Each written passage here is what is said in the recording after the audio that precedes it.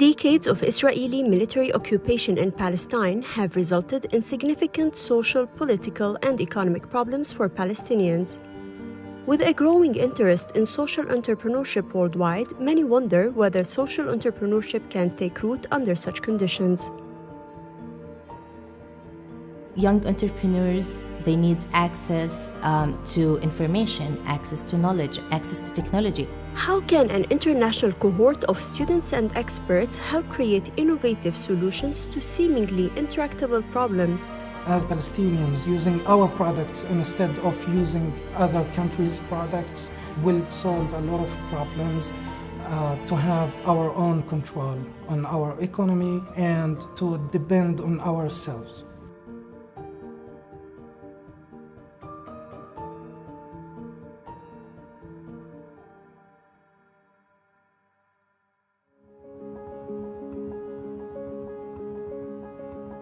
Since the establishment of Israel in 1948, Palestinians have been striving to overcome the hardships brought on by colonialism, military occupation, and what leading human rights organizations have called apartheid. Severe restrictions on movement, employment, development, trade, and commerce have left Palestinians largely dependent on the Israeli economy with little opportunity for self-determination. Palestinians don't have control over their economy. We don't have control over our borders. So when it comes to export and import, we can't really export and import without validation and approvals from the Israeli side. This makes it very hard for Palestinians to create their own startups in Palestine. One of the only recourses young people have to work toward change is through their education. Obtaining a college education equips young Palestinians with the tools, skills, and networks that not only help the younger generation face the daily challenges of living under occupation, but also prepares them to lead. This is part of our resistance. Part of our resistance is to get educated, to learn, to look for information, to look for knowledge, and to network and bond with people outside of Palestine. The entrance of Al-Quds University, one of the largest universities in Palestine, stands just 50 yards from the separation wall built by Israel in the early 2000s. Within AQU sits Al-Quds Art College, one of the few liberal arts colleges in the Middle East and a member of the Open Society University Network, also called OSUN. There might be so many solutions, but today we will brainstorm and find the best solution that will solve. Dalia Najjar is an economics instructor who teaches the Palestinian cohort of the OSUN network course Social Entrepreneurship. The course connects students across the global OSUN network to collaboratively develop solutions to pressing real-world problems. We meet at AQB in a classroom and we go over the subjects of social entrepreneurship. And then we have a global session. We have over 100 students. They all come together on Zoom to pitch their projects and tell us the progress that they have made during the last week. The class uses a project tracking software called Rebelbase, which allows student groups to develop and share ideas in real time. So each student now has an account for them on Rebelbase, and we showed you how to start. Rebelbase platform is the foundation for this class. So students create their own accounts and they build a project as a team. One student will be in Bangladesh and one student in Bethlehem, and they will be working on the same project together on the same time on Rebelbase. And they can view the progress made and leave notes under every section and giving feedback to their peers. Alejandro Crawford is one of the lead professors of the OSUN Social Entrepreneurship course and works with an international team of business experts to help students fine-tune their business ideas. They meet and exchange ideas over the Rebelbase platform. Instead of just showing you what to do, it assumes that you just understand a problem, and it guides you through the process of turning that into a viable project. We create a space where those who are close to problems have a guided process for developing solutions in a community of peers and experts and resource providers. One group of students was led by Ahmad Hijawi, who used the class to develop ideas that would eventually become the company Clean PalCo. أنا طبعاً سجلت لكورس السوشيال انتربرينورشيب اللي هو بيحكي عن الأعمال الريادية خصوصي للجنريشن الصغير تبعنا، كيف نبلش البروجكتس تبعنا كستارت اب وكيف نبلش فيه خطوة بخطوة علشان نوصل لنهاية زي ما تحكي إنشاء المشروع هذا.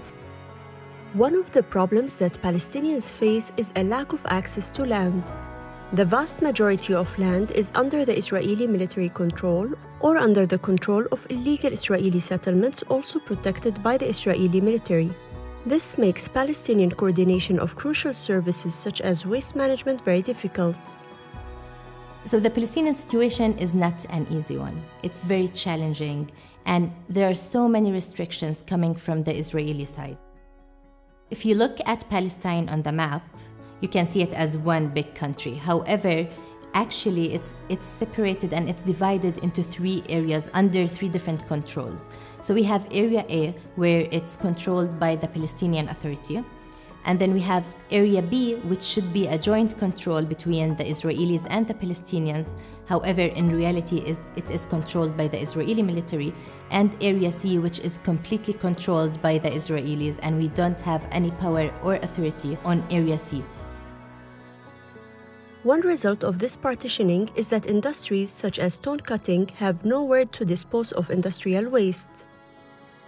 هلا لاحظنا انه في مشكلتين عندنا في فلسطين اللي هي مشكلة رب الحجر اللي بيكون بحالة سائلة مثل الطين وبيرتمى في الأراضي الزراعية، وبعد ما ينشف كمان بدمر الأرض الزراعية هاي وبدمر المية الجوفية اللي تحت الأرض. وبالإضافة لإطارات السيارات المستعملة اللي بتم رميها أيضاً في أراضي بشكل عام زراعية أغلبها كمان بتدمر هاي الأراضي الزراعية من خلال حرقها علشان يتخلصوا منها. Having experienced stone waste dumping firsthand on his own family's land, Ahmad and his research team began to visit local stone quarry factories to understand the process of manufacturing and to see how they could address the problem. They discovered that stone factories struggled to find environmentally friendly ways to dispose of stone dust and were pleased to meet a team of young people who could help them manage the problem. هم كانوا جايين بخصوص موضوع الربو، فأنا كمان انبسطت من هذا الموضوع لأنه هذا بشكل لنا أزمة، لأنه فيش له حل حاليا، فيش لها مكان مخصص في البلد أو المكان اللي احنا فيه برفيها. في دول برا بيستخدموا معجون دهان، معجون أي شيء بدخلوه في صناعات ثانية، احنا هذا كله بروح هدر وبكلفنا ونحط عليه تكلفة عالية جدا، كلفني $2000 شهريا. فأنا مشجع للشباب وللجامعة اللي ودتهم علي أساسا، وإن شاء الله نلاقي لنا حل هالموضوع. Ahmad and his student team took what they had learned back to the Al-Quds University lab and discovered that new rubber products could be created for use in construction. فإحنا لقينا حل للمشكلة هاي عن طريق إننا نخلط رب الحجر مع الإطارات المطاطية بعد ما نقسمه أو بعد ما نطحنه بالأحرى، فنخلط هدول أو بخليط بين الرب الحجر والإطارات المطاطية. وجدنا 3 حلول اللي هي بنصنع منتجات مثل الطوب، الأرضيات المطاطية وبلاط الأرصفة من خلال هاي الملوثات. فإحنا هنا أطلعنا من الملوثات منتجات نقدر نستخدمها. In 2021, the group's project was awarded the Best Student Entrepreneurial Company Award at a regional entrepreneurship competition, and they are now seeking investors for a wider rollout of their products.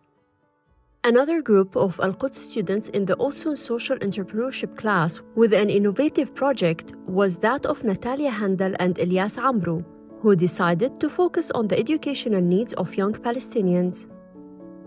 How Investapeer came to be was a little messy. Me and Elias were in a group together. He had a separate idea. I had a completely different idea. His idea was to build an online platform for students so that they can communicate with each other. Mine was a little similar, but different target audience. I wanted to build something locally where we can teach youth how they could expand their horizons, how they could build their own businesses. For a good month, We were going head to head about which direction we wanted to take until we combined the two. We ended up taking his idea of a platform, his idea of how he wanted to build the website, but including different types of courses, different types of opportunities for students and youth across Palestine. After winning the Disrupt to Sustain award from OSUN, the team was able to build their platform, which allows users to take courses, offer courses, and participate in skill shares. I think what makes Investapeer completely different than other platforms was the fact that our platform wasn't only made for like one language or like you just putting on your own schedule or picking your own classes, but it was also very inclusive of schools, universities, and different youth who aren't able to get a university education. They'd have access to free classes that would help them enhance their human capital. At Al-Quds BART, students tested the new platform. I first, make my own design, sketch it up, and I ask people, kind of get their insight. Oh, do you like this? I let them use the website. Did you find this, usable? Did you have troubles going through this? What is something that you felt could use a lot of improvement? The students hope that their social entrepreneurship ventures will transform social problems on the ground and contribute to changing local and global understandings of what Palestine is capable of. A lot of people kind of, think of Palestine as maybe subpar when it comes to technology. Even Palestinians sometimes say, oh, I use this website, even though there is a Palestinian alternative to it, because they think, oh, like that's more developed. I definitely feel like we should focus a lot on the tech sector, and I hope like this boosts the economy, at least in the tech section.